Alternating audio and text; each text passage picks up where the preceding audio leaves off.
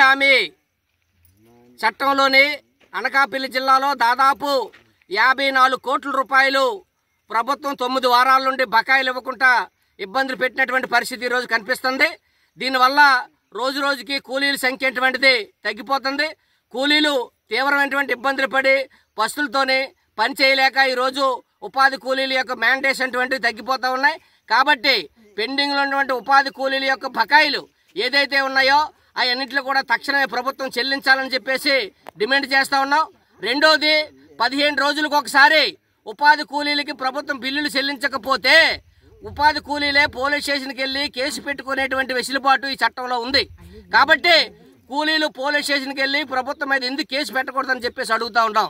అత్యున్నతమైనటువంటి ఉప ముఖ్యమంత్రిగా, ఈ గ్రామీణ శాఖ మంత్రిగా ఈరోజు ఉపాధి కూలీలకి కష్టాలు తెలిసినటువంటి మంత్రిగా పవన్ కళ్యాణ్ గారు ఉన్నారు.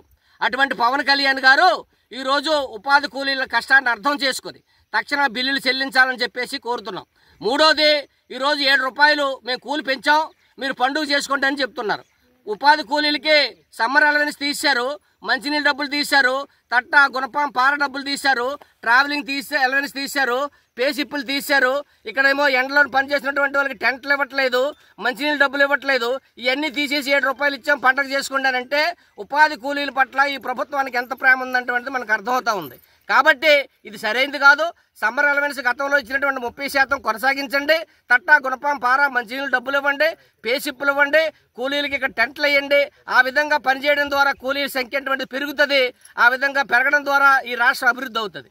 రాష్ట్రం ఎలా అభివృద్ధి అవుతుందని చెప్తా ఉన్నారు. ఈరోజు సీసీ రోడ్లు వేసిన డబ్బులు ఉపాధి కూలీల డబ్బులు, సచివాలయాలు కట్టిన డబ్బులు ఉపాధి కూలీల డబ్బులు, అక్కడ అంగన్వాడీ బిల్డింగ్లు లేకపోతే స్కూలు ప్రహరీ గోడలు రకరకాల పనులు చేసిన డబ్బులన్నీ కూడా ఉపాధి కూలీల డబ్బులే ఈరోజు ప్రభుత్వం చేస్తూ ఉంది. అందుకని ఉపాధి కూలీలు పని చేయకుండా ఈ రాష్ట్రం అభివృద్ధి అవడం అటువంటిది అసాధ్యం.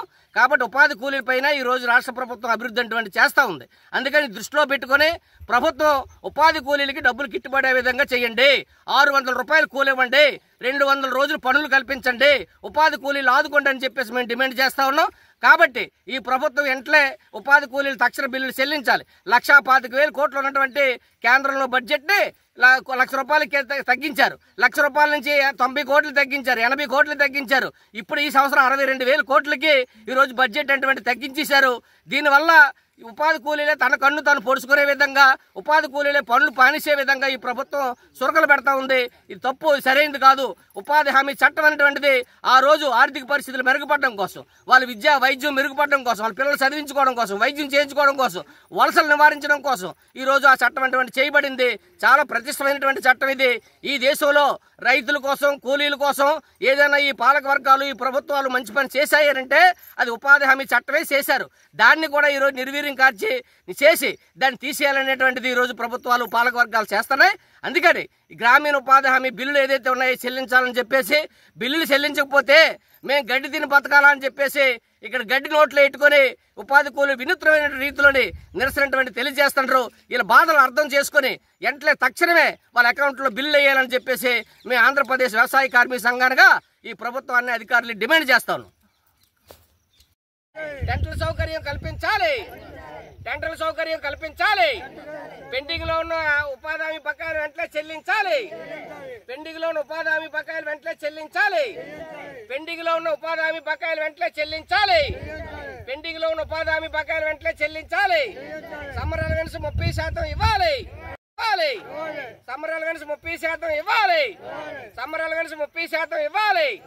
తట్టా గుణపం పారా డబ్బులు ఇవ్వాలి, మంచినీళ్ళు పేసిప్పులు ఇవ్వాలి, మంచినీళ్ళు పేసిప్పులు ఇవ్వాలి, తట్టా గుణపం పారా డబ్బులు ఇవ్వాలి, తట్టా గుణపం పారా డబ్బులు ఇవ్వాలి, పేసిప్పులు ఇవ్వాలి, మంచినీళ్ళు డబ్బులు ఇవ్వాలి.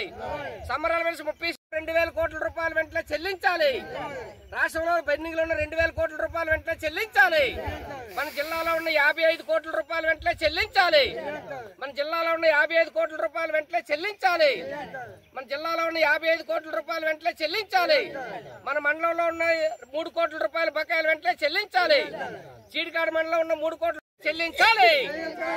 ఉపాధి హామీ బకాయిలు వెంటనే చెల్లించాలి, ఉపాధి హామీ బకాయిలు వెంటనే చెల్లించాలి. బిల్లులు చెల్లించకపోతే గడ్డి తిని బతకాలా? బిల్లులు చెల్లించకపోతే గడ్డి తిని బతకాలా? ఉపాధి హామీ బకాయిలు వెంటనే చెల్లించాలి. ఉపాధి హామీ బకాయిలు వెంటనే చెల్లించాలి. ఉపాధి హామీ బకాయిలు వెంటనే చెల్లించాలి.